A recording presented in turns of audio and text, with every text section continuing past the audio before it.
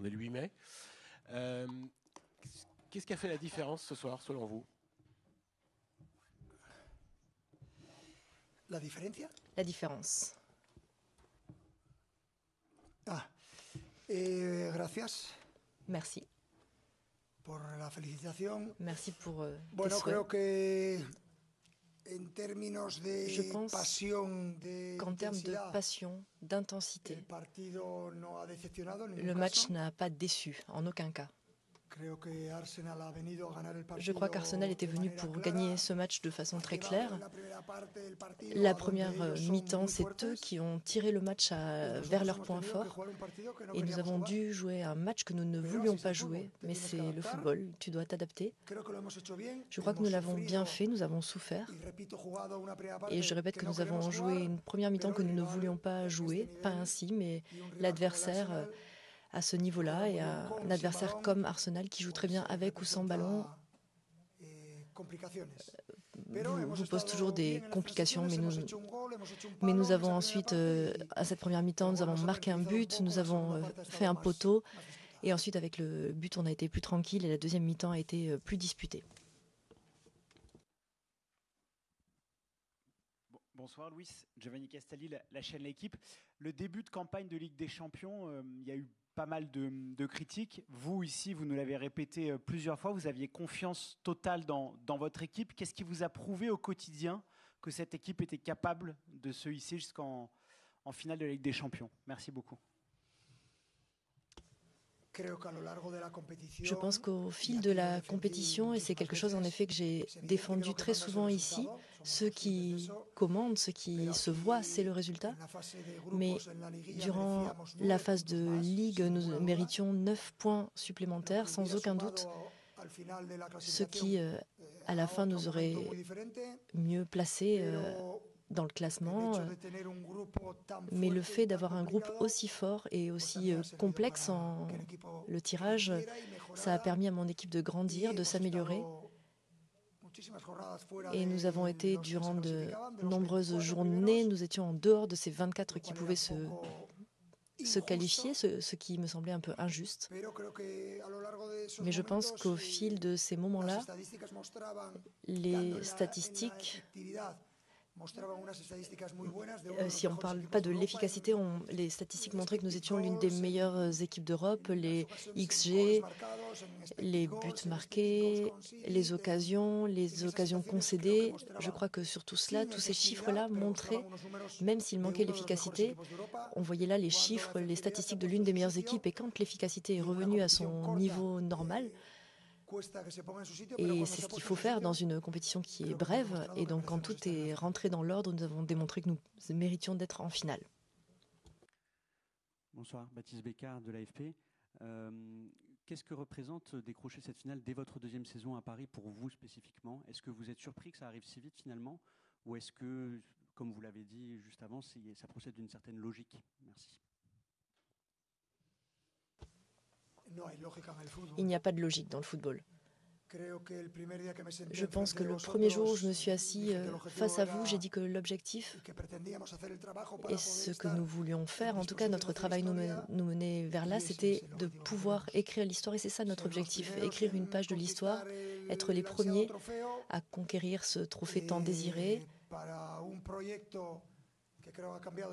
pour un projet qui, je pense, a changé depuis l'an dernier et dans lequel je me sens très bien, dans lequel je me sens tout à fait réalisé en tant qu'entraîneur, parce qu'avec Luis Campos, avec le président Nasser El Khelaifi, j'ai cette capacité à me projeter, adapter le mercato, avoir tout ce que je désire pour que l'équipe soit une équipe qui plaise chaque jour davantage aux supporters.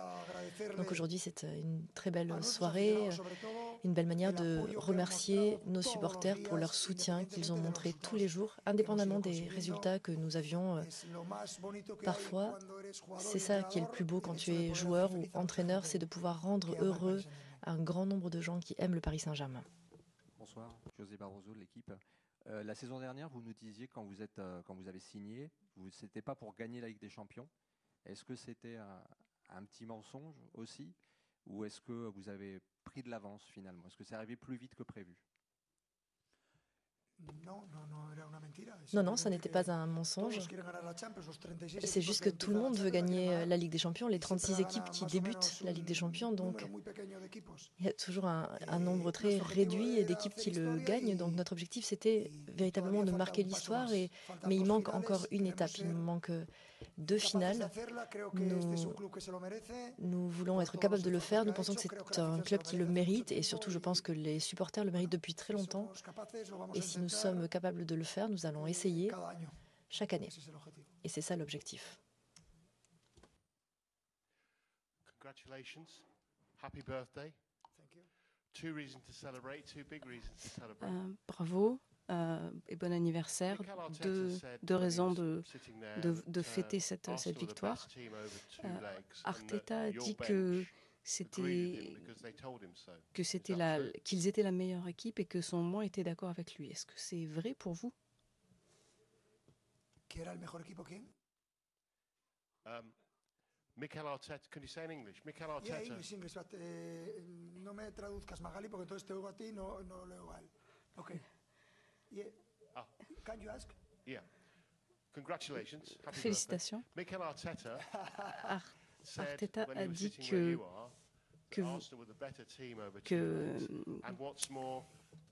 qu'Arsenal était la meilleure équipe. Et je ne suis pas du tout d'accord. Mikel Arteta est un très bon ami, mais je ne suis pas du tout d'accord. Je pense qu'ils ont vraiment joué de manière très intelligente aujourd'hui. Et ils ont réussi à faire tourner le match en leur faveur, à jouer de la façon dont ils voulaient. Mais je crois qu'on a pu marquer plus de buts qu'eux. Et en football, c'est ce qui est le plus important.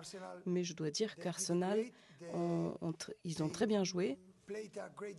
Ils ont joué un très bon match. On a beaucoup souffert. C'est probablement le match où on a le plus souffert.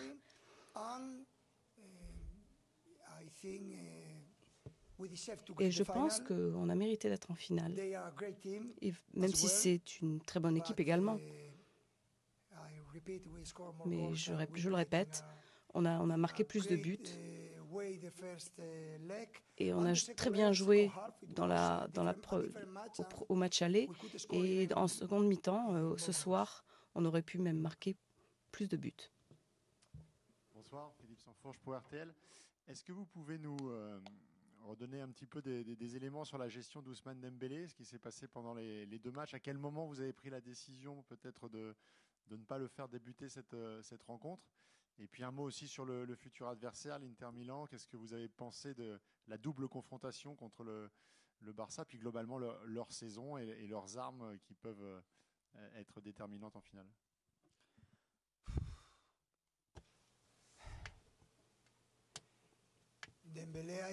Dembélé a fait un très gros effort pour pouvoir figurer aujourd'hui sur la feuille de match, et le fait qu'il ait pu jouer une demi-heure avec le rythme de cette demi-finale, je crois que c'est un énorme effort de sa part.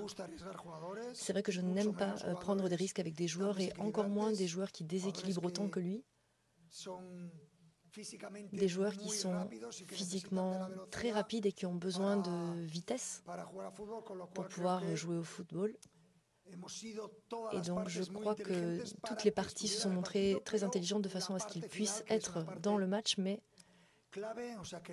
la partie finale qui est clé dans le match, à ce moment-là, on n'a pas pris de risque, et il y a eu le risque pris juste sur une demi-heure, et maintenant nous pouvons préparer une finale et nous espérons que tous les joueurs seront disponibles. L'Inter Milan, je le connais parce que n'oublions pas que c'est la 2e finale en 3 ans pour l'Inter Milan. Donc c'est une équipe déjà bien, qui est prête. Il y a très peu de changements, même entraîneur, seulement 3 joueurs qui ont changé. Une mentalité très forte, une équipe italienne qui se jouait très bien avec ou sans ballon. Une équipe qui domine lors des coups de pied arrêtés. Elle est physiquement très forte. Et alors bien sûr, nous allons analyser l'équipe de façon très poussée. Nous avons pu voir un match retour de demi-finale d'un excellent niveau. Donc il y a eu une équipe qui passait devant, puis ensuite l'autre. Ils ont réussi à remonter à nouveau.